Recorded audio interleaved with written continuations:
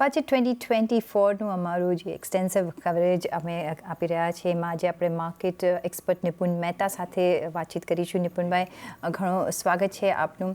અને કઈ રીતના ફર્સ્ટ તમે જોઈ રહ્યા છો, તમને કઈ રીતના બજેટ લાગ્યું? કારણ કે એક બે ઓપિનિયન્સ બની રહ્યા છે. મેક્રો લેવલ પર yes it is good, personal level પર આપણે જોઈએ, ટેક્સ પોઈન્ટ ઓફ વ્યૂ જોઈએ તો થોડી નિરાશા મળી છે, પણ તમને કેવું લાગ્યું? So, good afternoon, Preetiben. I think broadly budget જોઈએ on a economic level એક ભારતીય એક સિટીઝનના પોઈન્ટ ઓફ વ્યૂથી જોઈએ તો સારું બજેટ ગણી શકાય. એક ફોરવર્ડ લુકિંગ બજેટ ગણી શકાય ઇન ટર્મ્સ ઓફ સ્કિલિંગ, જે જોબ ક્રિએશન માટે જે બી એફર્ટ્સ ગવર્મેન્ટ અત્યારે હવે કરી રહી છે અને એને કારણે જેટલું આગલા 3 થી 4 વર્ષમાં એમ્પ્લોયમેન્ટ ઓપોર્ચ્યુનિટીઝ આવી શકે છે, જે બી કંપનીઝને સ્કિલ્ડ લેવલ એમ્પ્લોયમેન્ટ ના વર્કર્સ જોઈએ છે એનું પણ સ્કિલિંગ થતું રહેશે. સો બ્રોડલી આઈ થિંક સબસિડીના એક ફિસ્કલ ડેફિસિટના પોઈન્ટ ઓફ વ્યૂથી જોઈએ તો ક્લિયરલી એક કંટ્રોલમાં ફિસ્કલ ડેફિસિટ છે, જે ઇન્ટરિમ બજેટમાં પણ ઇન્ડિકેશન આવેલા અને એના કરતાં પણ ઓછું અત્યારે ફિસ્કલ ડેફિસિટ આ વર્ષ માટે પ્રોજેક્ટ કરેલું છે. એટલે એ બધા ઘણા પોઝિટિવ્સ છે. એક પોલિટિકલ લેવલ પર સબસિડીઝ આપવી પડે એ થોડું થયેલું છે, મોટા પ્રમાણમાં નથી પણ એ સબસિડીઝ થયેલી છે. પણ I think from a tax payer point of view જોઈએ તો ઓલવેઝ જ્યારે પણ કેપિટલ ગેઇન્સ પર ટેક્સ વધારો થાય ત્યારે એક ઇન્વેસ્ટર પોઈન્ટ ઓફ વ્યૂથી એક સેન્ટિમેન્ટ અફેક્ટ થતું હોય છે.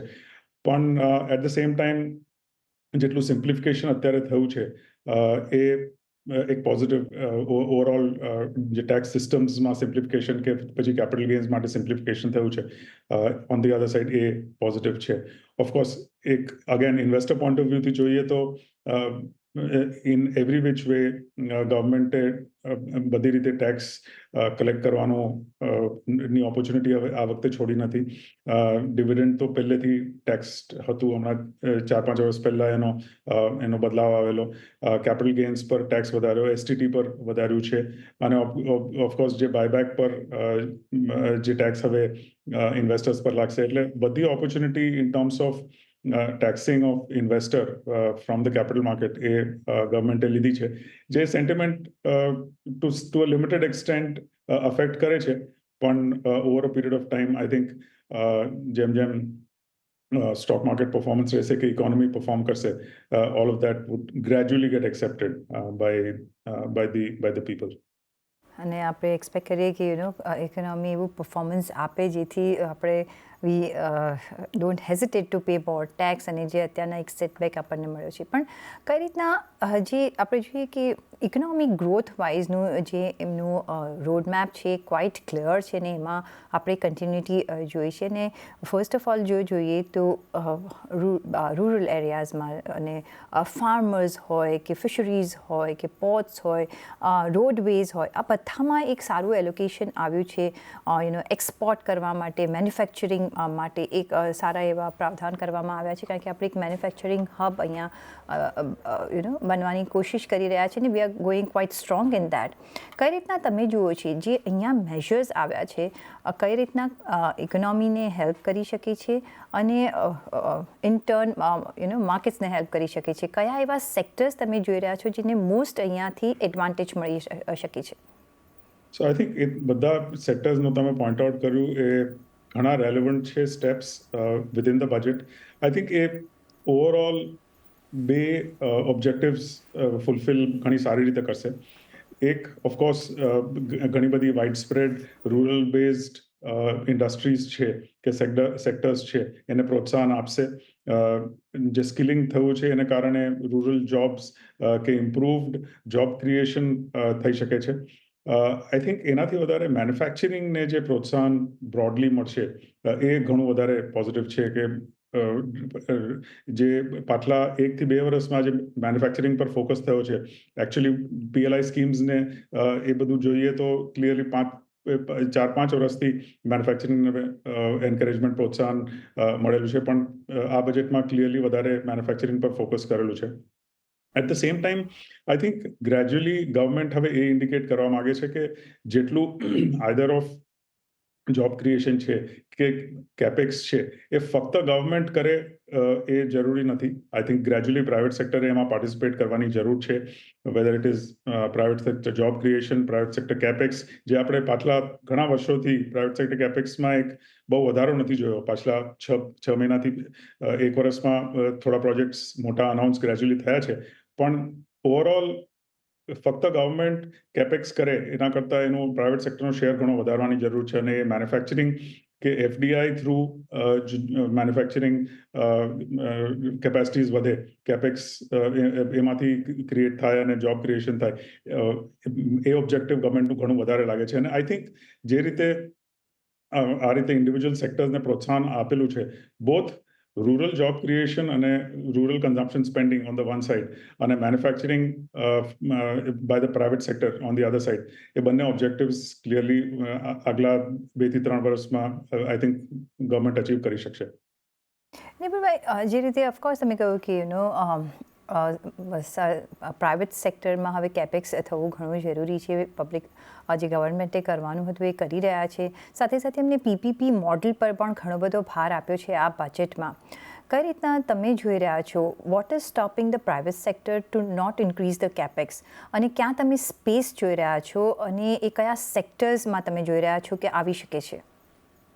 So I think on the one side, private સેક્ટરમાં જોઈએ તો મેન્યુફેક્ચરિંગમાં ઓબ્વિયસલી કેપેક્સ નહોતું થઈ રહ્યું.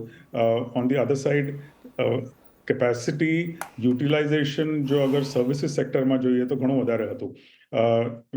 એટલે મેન્યુફેક્ચરિંગમાં જોઈએ તો ક્લિયરલી 2 કારણ હતા અમારા હિસાબે કે પ્રાઇવેટ સેક્ટર કેપેક્સ નહોતું એક જમ્પ સ્ટાર્ટ થઈ રહ્યું. One is clearly lower capacity utilisation જે હતું, જે ઘણા વર્ષોથી 60-70 કે 60 ને 80ની વચ્ચે કેપેસિટી યુટિલાઇઝેશન રહેતું. હવે ગ્રેજ્યુઅલી આપણે જોઈ રહ્યા છીએ કે કેપેસિટી યુટિલાઇઝેશન વધતું જાય છે, ઇમ્પ્રૂવ થતું જાય છે. ઓલમોસ્ટ 80-85% ઘણા બધા સેક્ટર્સમાં અત્યારે જોઈ રહ્યા છે.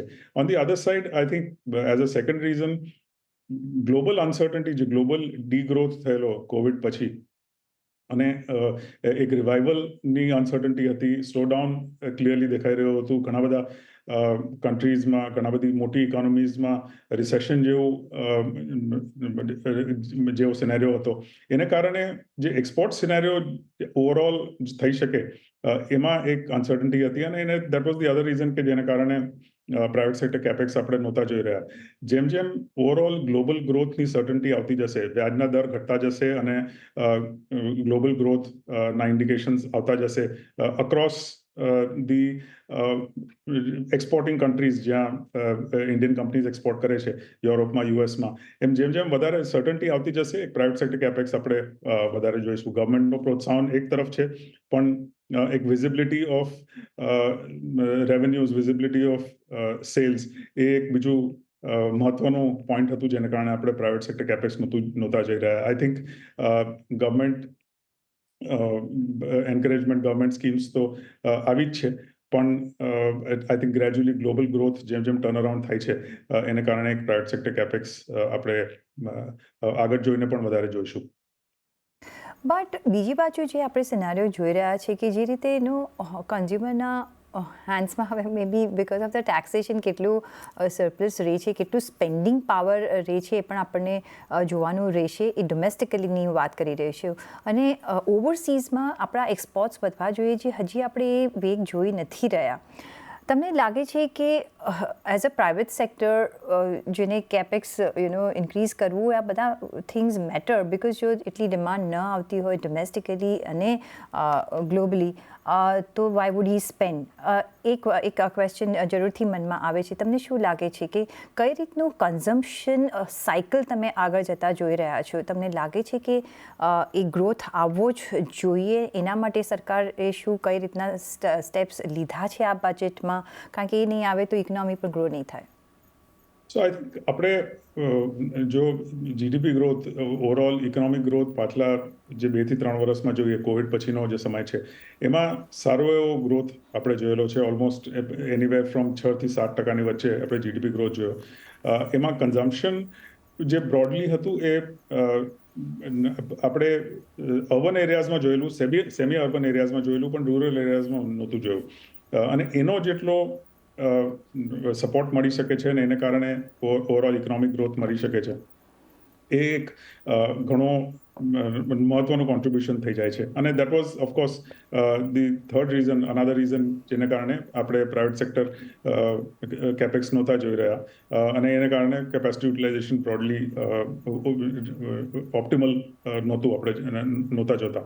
આઈ થિંક રૂરલ કન્ઝમ્પશન માટે બજેટમાં જે રીતે સ્ટેપ્સ બ્રોડલી લેવાયા છે, weather it is employment related, weather it is creation of manufacturing capacity in states જ્યાં અત્યારે manufacturing capacities ઓછી છે, whether you look at skilling or job opportunities કે જે rural areasમાંથી જે સેમી અર્બન કે અર્બન એરિયાઝમાંથી જોબ ક્રિએશન થઈ શકે જ્યારે મૂવમેન્ટ થાય ત્યારે પોપ્યુલેશનની, કે પછી એડિશનલ કેપેસિટીઝ આપણે સેમી અર્બન એરિયાઝમાં કે અંડર ડેવલપ્ડ એરિયાઝમાં મેન્યુફેક્ચરિંગ કેપેસિટીઝ થાય, એ બધા સ્ટેપ્સ જે બી એન્કરેજ કરવા માટે ગવર્મેન્ટે બજેટમાં અનાઉન્સ કરેલું છે, એના કારણે આઈ થિંક ક્લિયરલી જે રૂરલ સ્પેન્ડિંગ પાવરની પોસિબિલિટી છે એ રૂરલ કન્ઝમ્પશનમાં એક ડેફિનેટલી પ્રોપ મળશે. આઈ થિંક 1 કે 2 ક્વાર્ટરમાં આપણે ઇન્ડિકેશન્સ વધારે આવશે. અત્યારે જે ઇન્ડિકેશન્સ આવી રહ્યા છે, જે રિઝલ્ટ્સ ક્વાર્ટરલી રિઝલ્ટ્સ આવ્યા, એમાં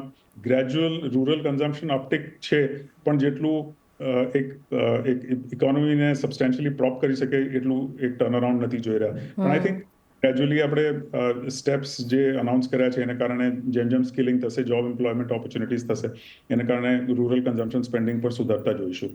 બીજો જો એક પોઝિટિવ આપણે એક આસ્પેક્ટ આ બજેટમાં જોયો છે ઇકોનોમિક ગ્રોથ પર સે, કે એફડીઆઈને લીઝ થોડું ઇઝ કરવામાં આવી રહ્યું છે.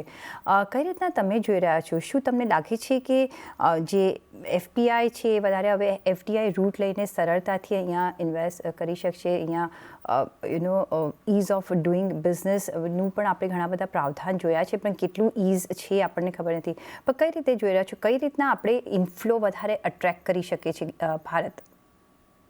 સો આઈ થિંક જે ગવર્મેન્ટના ઓવરઓલ ઇકોનોમિક ગ્રોથના જે પિલર્સ હોય છે, એમાં ગવર્મેન્ટ સ્પેન્ડિંગ તો હોય જ છે, પ્રાઇવેટ સેક્ટર સ્પેન્ડિંગ હોય છે.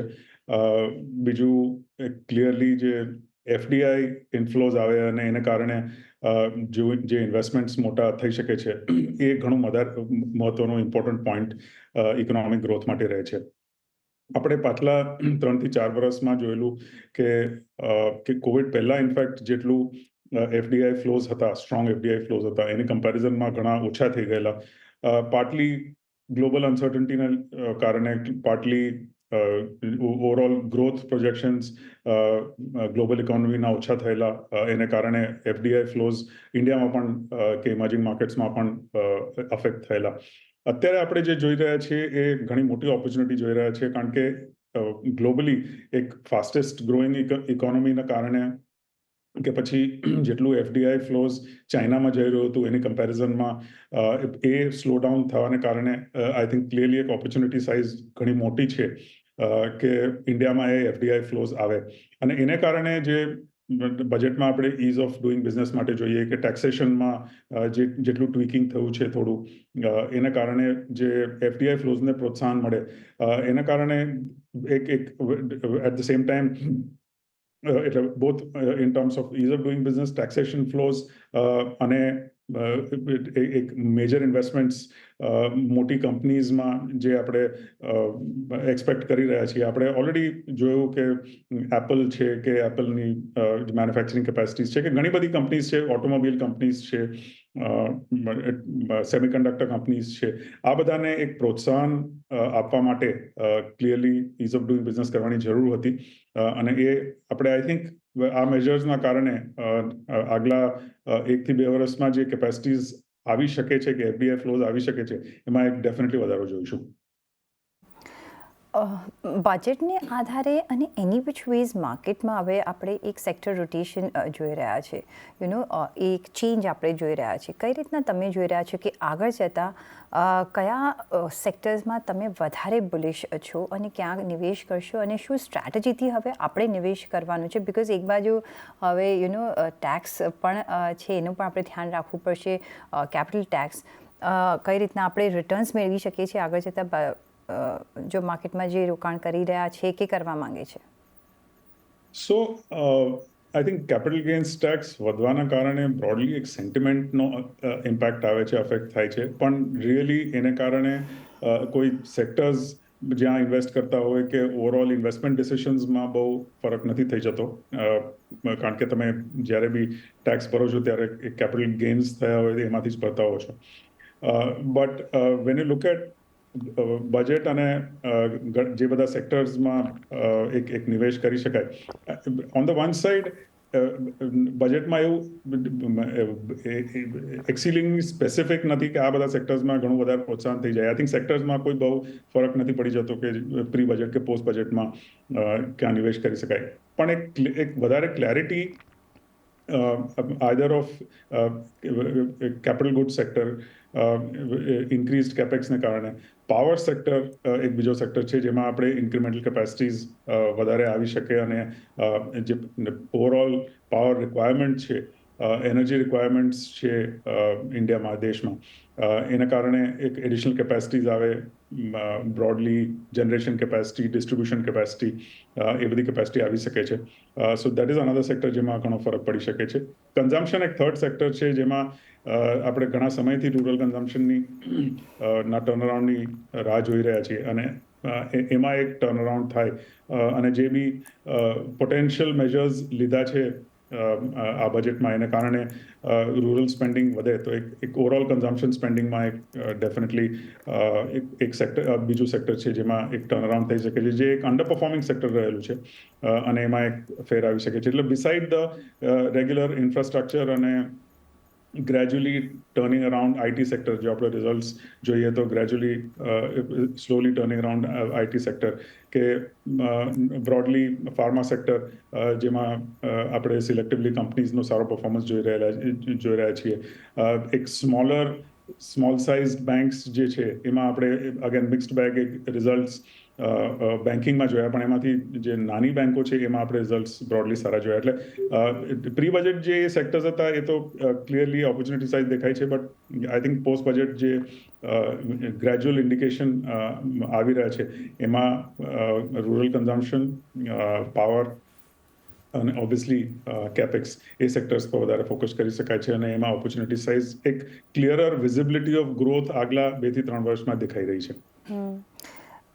માર્કેટ અત્યારના આફ્ટર ધ બજેટ આપણે જોઈ રહ્યા છીએ અનહેપી છે, અને આપણે થોડો નેગેટિવ અત્યારના એક માહોલ જોઈ રહ્યા છે સેન્ટિમેન્ટ વાઇઝ. કઈ રીતના તમે જોઈ રહ્યા છો અત્યારના જે ફેઝ છે? હજી તમને લાગે છે કે જે વેલ્યુએશન ઘણા વધી ગયા હતા એ આ બજેટના આઉટકમથી એક કોન્સોલિડેટ થવાનો એક ચાન્સ આપી રહ્યું છે, અને કઈ રીતના હવે માર્કેટનો તમને ટ્રેન્ડ દેખાઈ રહ્યો છે? સો અત્યારે જે માર્કેટમાં એક માર્કેટ થાક ખાય છે, એક સાઇડવેઝ મૂવમેન્ટ આપી રહ્યું છે, કે to some limited extent profit booking આપણે જોઈ રહ્યા છીએ. I would not put it on the budget કે બજેટને કારણે આ થઈ રહ્યું છે. I think broadly budget except for a bit of taxation tweaking એક રેગ્યુલર બજેટ હતું, but I would think from a event based point of view, કે એક મોટી ઇવેન્ટ હતી એ ગઈ છે, અને હવે I think back to corporate earnings પર વધારે ધ્યાન દેવાશે. અને આપણે જોયું કે કોર્પોરેટ અર્નિંગ્સ એક બહુ બેટર દેન એક્સપેક્ટેશન્સ નથી આવ્યા. સ્ટ્રીટ એક્સપેક્ટેશન કરતાં ઓછા જ ઘણા બધા રિઝલ્ટ્સ આપણે જોયા છે, પ્રોફિટેબિલિટી જોઈ છે, ગ્રોથ લિમિટેડ જોયો છે. સ્ટ્રીટ એક્સપેક્ટેશન્સ જે રીતે સ્ટોક માર્કેટ ચાલ્યું છે કે ઘણા સ્ટોક્સના ભાવ ચાલ્યા છે, સ્ટ્રીટ એક્સપેક્ટેશન્સ ઘણા વધારે હતા in terms of turn around. I think હજી 2 થી 3 ક્વાર્ટર થશે ઘણી બધી એવી કંપનીઝમાં જેમાં એક ઇન્ક્રીમેન્ટલ પ્રોફિટ આપણે જોઈએ. I think valuations point of view it is justified કે જો એક આપણે ટાઈમ વાઇઝ કોન્સોલિડેશન જોઈએ માર્કેટ્સમાં અને ઇન્ડિવિજ્યુઅલ સેક્ટર્સમાં, it will make the market a lot healthier એક નેક્સ્ટ અપવર્ડ ટ્રેન્ડ માટે. સો ફાઇનલી જો તમારે આ બજેટને જો રેન્ક કરવું હોય તો ઓન ધ સ્કેલ ઓફ 10 કેટલા તમે માર્ક્સ આપશો? So I would rate it at 8. ઘણા પ્રીવિયસ બજેટ્સમાં હાયર રેન્કિંગ આવેલું, but given the broad texture of the budget I would rank it at 8. Okay નિપુણભાઈ, ઓન દેટ નોટ ઘણો આભાર તમારો અમારી સાથે આજે જોડાવા બદલ અને આપના વેલ્યુબલ વ્યૂ પોઈન્ટ્સ અમારી સાથે શેર કરવા બદલ. અને સાથે જ મને પણ આપશો રજા, જોડાયેલા રહેજો CNBC બજાર સાથે. નમસ્કાર.